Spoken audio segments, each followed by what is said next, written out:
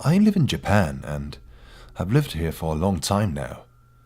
My town is pretty rural. There's less than 3,000 people and I know a lot of them by this point. I especially know all the children because I've taught most of them since they were little. Last night I got home from work late and was getting ready for bed. I generally get to sleep early, but with my busy day, it was almost midnight by this point. As I was turning off the lights, I started hearing knocking at my door. It wasn't especially loud, like someone was pounding to get in, but instantly my stomach knot up with the anxiety. It was just a consistent at even intervals. I jogged up my anxious response to tiredness, because while rare, it wasn't unheard of for my drunk co-workers to drop by wanting to hang out after they got out of a late meeting or other events. Generally, I'd have some warning, them yelling messages before they show up, or sloppy use of my doorbell, but maybe this time they were just being weird. Either way, I decided I'd tell them that I was too tired to hang out tonight, and I grabbed the sweater to put on over my PJs before I answered the door. As I stepped down to open the door, I felt another wave of fear in my stomach, but then I pushed open the door anyway. Standing on my porch were two kids, both elementary age, judging by the height, holding hands. They were dressed normally, but inaccurrately in sneakers, jeans, and black hoodies, due to it being winter this time around. The hoods were pulled up, and though I couldn't see their faces perfectly, I was pretty sure that I had never seen them before. This immediately set off warning bells. Kids I didn't know, this late at night. I asked them in Japanese if they were all right. Yes, we're fine. Please let us in. We need to call our parents. The taller one responded. His voice was calm and quiet, and his response was very polite. The shorter one just continued gazing at me, not moving. I hesitated. It was definitely cold outside, and I was regretting not wearing any socks, just standing in a doorway, but most teachers are well aware that you never have unsupervised kids in your house unless there's an emergency. But it was almost midnight, so maybe this should be an exception? What's wrong? Where are your parents? I asked them, not yet willing to let them in. The feeling of dread was growing, but I wasn't going to just abandon some kids in the snow. They're close by. Just let us in. We need to call them. Again, that patient, polite tone, but now the tall child's voice had started to get slightly louder. I looked past them out into the night, but couldn't see anyone else around. Where had they come from?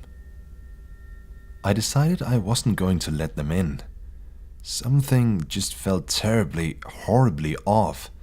And even if I was a jerk for making elementary school students stand outside, I couldn't ignore that feeling. How about this? I'll go get my jacket and I'll walk you to the fire station, okay? I proposed, knowing that it was just around the corner and the entire path was very well lit. I started to take my hands off the door to let it swing closed while I went to grab my things, but before I could, the taller child spoke again. No, you will let us in, and we will use your phone. The older child responded again. His voice was firmer, louder, still overly polite, and when I had taken my eyes from them while I glanced around looking for a jacket in my entrance room, it seemed like they had gotten closer. I could now see them both smiling, though the rest of their faces were still shadowed by their hoods.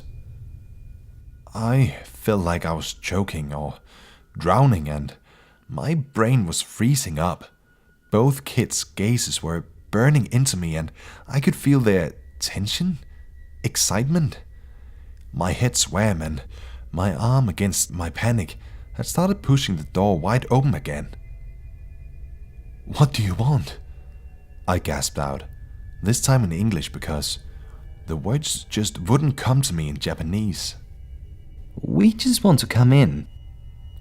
This response snapped me out of it because instead of the formal Japanese the child had been using, the taller boy's answer was in perfect, clear English. As he said that, they both took a simultaneously step closer to me, and my porch light finally illuminated all of their faces. They looked like elementary school students, as I had initially guessed, and I indeed didn't know them. What pushed me over the cliff into full-on panic was their eyes. They were a solid, deep black, and as they saw me draw back in fear, their grins grew even wider. Together, in simultaneously motion, they extended the hands that they didn't have linked, like they were reaching out to me. It felt like I was wading through water, but I pushed the door shut and locked it. I then ran around the apartment, making sure all of my windows were locked, even though there would be no reason for them to be unlocked at this time of the year. Then the knocking started up again, the same. No louder or faster than before when I had answered the door. I started frantically calling my boyfriend repeatedly until he woke up, and then begged him to come over, in tears at this point. He was at my house at most 10 minutes later, but by then the knocking had stopped and the kids were nowhere to be seen. I told him what had happened as best as I could, and we looked outside. There were my footprints in the snow from where I had come and gone during the day, his from when he arrived, but what sent me into another bout of panic crying were the 2 sets of small prints that led from the street up to my door, but none leaving. My boyfriend just shook his head, tight-lipped, when I asked him if he knew what this was, and all he would say was, "I'm glad you didn't let them in." I'm not going to stay at my house tonight, but eventually I will have to again. The lack of departing footprints terrifies me. What do I do?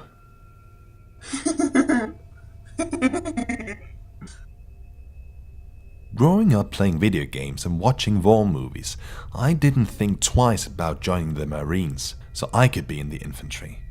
I went through all of the training and unwelcomed hardship that makes you really reconsider your decision. Anyway, I got stationed to a desert base known as 29 Palms, the largest piece of military-controlled land in the US. It covers approximately 930 square miles in total. It's huge, in Southern California and a few hours from Mexico. When you're that far out, you start to see some shit. Anyway, fast forward to my first field up and me losing my shit. To put things in perspective as to how far away we are from civilization, the closest man-made object is a 3 hours ride away.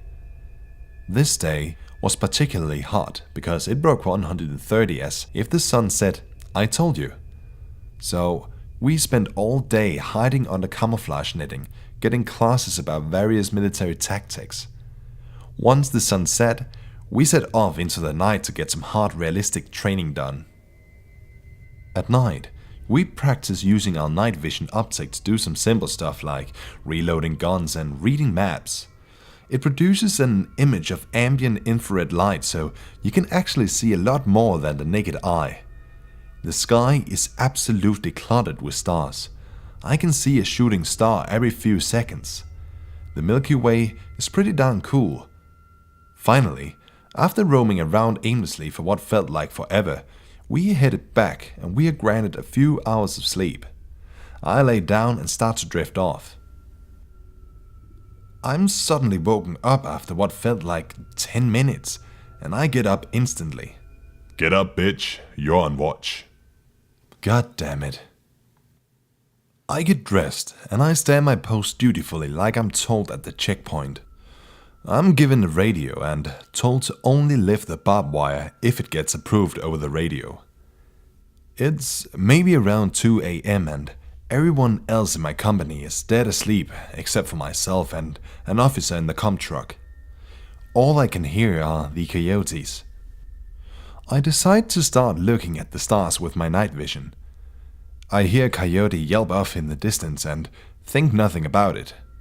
A few minutes later, another Marine comes over a small hill in front of me. Nothing crazy, probably taking a dump. He walks towards me, but his eyes don't really reflect light. Rationally, one of us is probably dehydrated, so I think nothing of it. He approaches me, and after a few seconds of staring at me, he simply says, Can I come in? His voice didn't sound right. No inflection or questioning tone. Weird. I asked him what his name was and why he was out so far taking a dump. He tells me his name is Sergeant Wright, and he ignores my dumb question.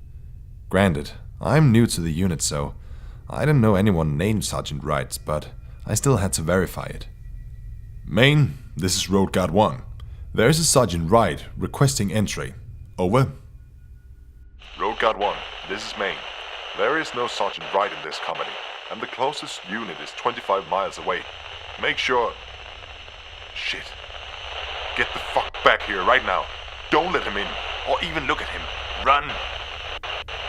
As the weird dude started to hear this, his face changed to severely angry, like he wanted to rip my throat out and drink my blood.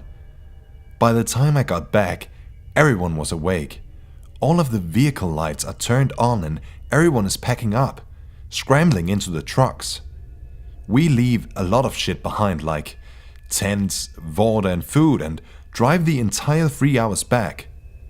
I never got an explanation from anyone but my squad leader, who was a simple backwoods kind of guy, who bluntly said that whatever I saw wasn't asking to get through the gate.